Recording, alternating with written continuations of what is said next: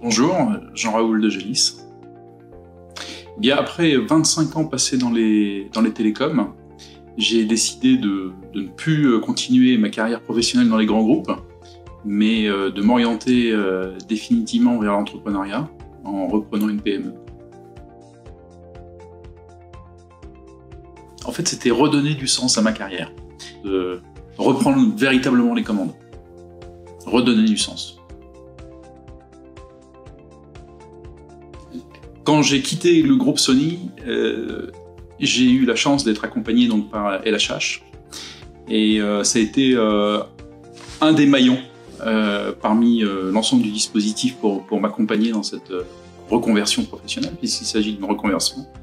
Et donc, en fait, LHH a mis à disposition tout de suite un hyper spécialiste pour m'accompagner dans cette recherche d'entreprise et aussi dans tout le côté théorique et pratique, comment faire pour reprendre une entreprise, comment la chercher, comment la trouver et après comment la négocier.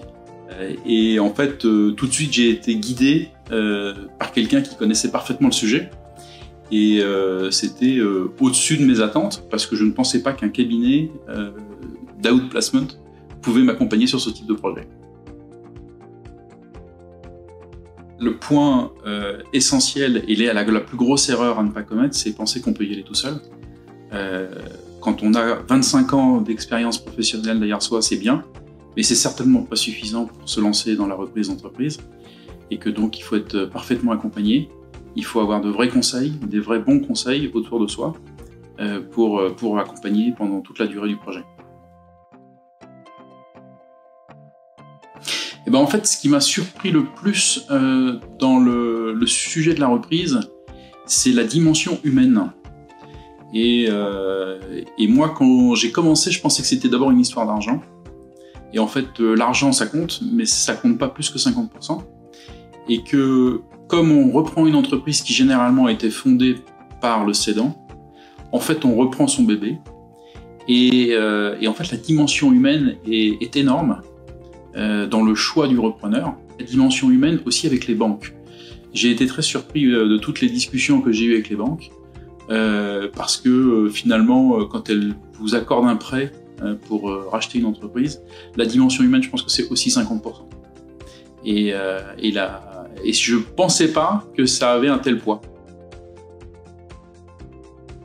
En fait, quand j'ai quitté Sony, j'avais trois cordes à mon arc.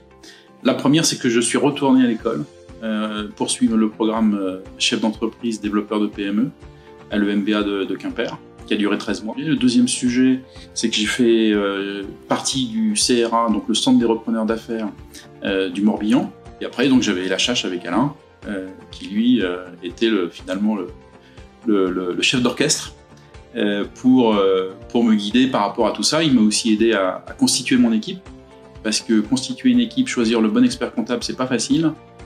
Et choisir le bon avocat, c'est pas facile. Et ça, pareil, j'ai été bien accompagné. Donc, quand je regarde où j'en étais il y a 16 mois quand je suis sorti et aujourd'hui, je considère que j'ai franchi l'Everest. C'était un vrai parcours du combattant, mais bien accompagné avec ces trois structures.